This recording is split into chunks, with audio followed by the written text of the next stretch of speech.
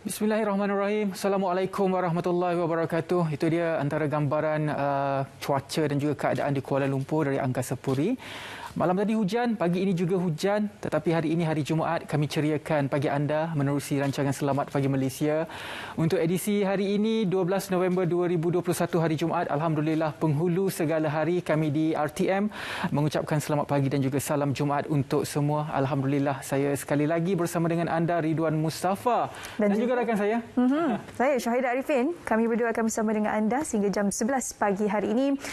Pastinya dalam tempoh 3 jam ini ada banyak pengisian yang kami telah susun pada pagi ini untuk manfaat anda semua. Jadi pastikan terus setia bersama dengan kami sehingga jam 11 pagi, sama ada di saluran berita RTM, di TV1 ataupun di Facebook Selamat Pagi Malaysia Nadi Seri Pagi. Okey, baiklah. Kita mulakan sedikit perkembangan kepada rakyat Malaysia hari ini. Kita perlu juga tahu tentang status COVID-19 di Malaysia. Kalau kita ikut trend beberapa hari ini, ya, kes sedikit meningkat. Semalam masih lagi kes meningkat sehingga 6,000 kes yang mana dicatatkan.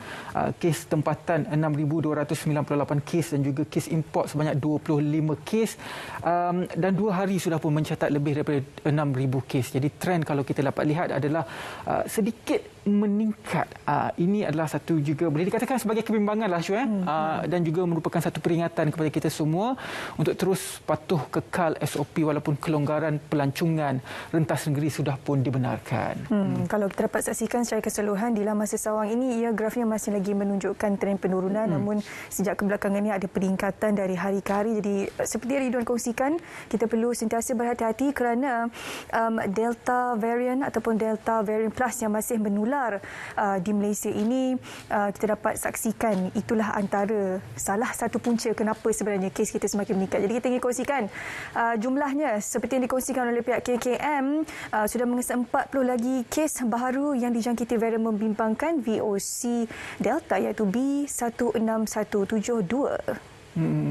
Jadi ini sedikit perkembangan mengenai kes COVID-19 di Malaysia. Daripada jumlah yang dikesan, sebanyak 3,810 kes membabitkan VOC dengan 20 kes adalah VOI, sehingga kini sebanyak 3,570 kes varian Delta, Beta dan juga Alpha telah pun direkodkan di Malaysia.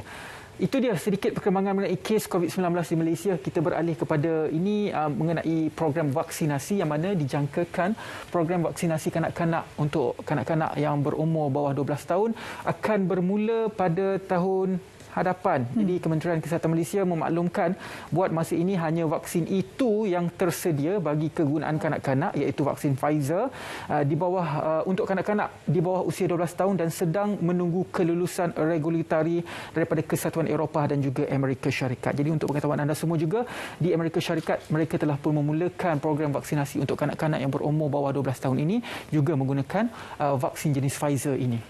InsyaAllah pendaftaran vaksin Pfizer untuk disuntik kepada kanak-kanak yang berumur 12 tahun dan ke bawah akan diselesaikan pada hujung bulan ini. Kita harapkan agar apa jua perancangan yang telah pun direncanakan oleh pihak KKM dapat berjalan dengan lancar untuk memastikan agar imunisasi kanak-kanak di bawah 12 tahun sentiasa terjaga dan juga terlindung daripada wabak COVID-19.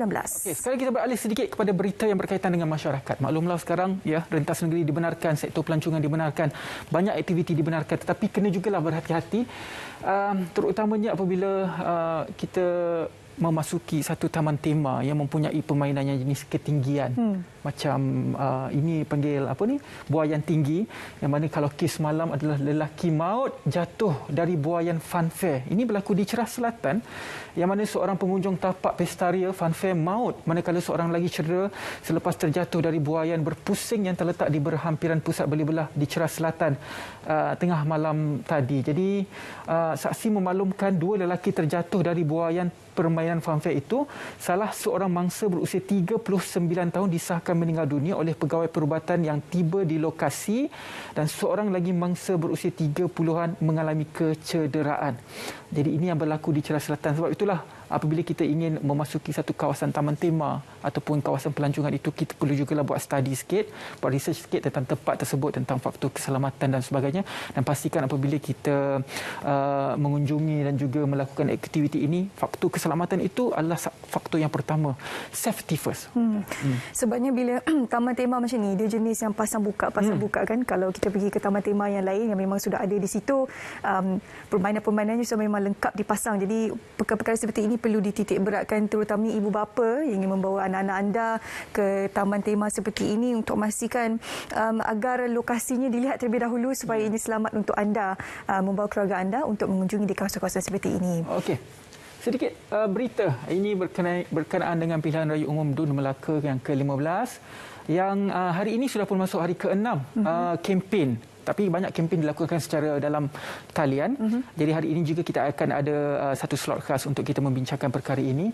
Tetapi apabila kita kata mengenai media sosial ini, warga emas sebiasanya kurang sedikitlah untuk orang kata mengikuti media dan juga kempen-kempen yang dilakukan secara dalam talian ini, kerana ya orang kata literasi untuk warga emas ini terhadap media sosial ini kurang berbanding dengan orang muda. Itu situasi yang berlaku sekarang lah, dan situasi ini juga kita akan bawakan waktu dalam perbincangan pada hari ini. Warga emas yang dimasukkan mereka yang berumur 60 tahun ke atas lah. Jadi beberapa kita yang berada di kampung, terutamanya yang berada di Melaka, terasa agak sunyi kerana tiada kempen secara bersemuka, secara fizikal dan sebagainya. Tapi anak-anak boleh mainkan peranan lah untuk umumkan kepada ataupun beritahu kepada ibu bapa mereka apakah betul-betul kempen sedang dijalankan oleh kesemua calon-calon yang bakal berentap ataupun bertanding di PRU DUN Melaka yang ke-15.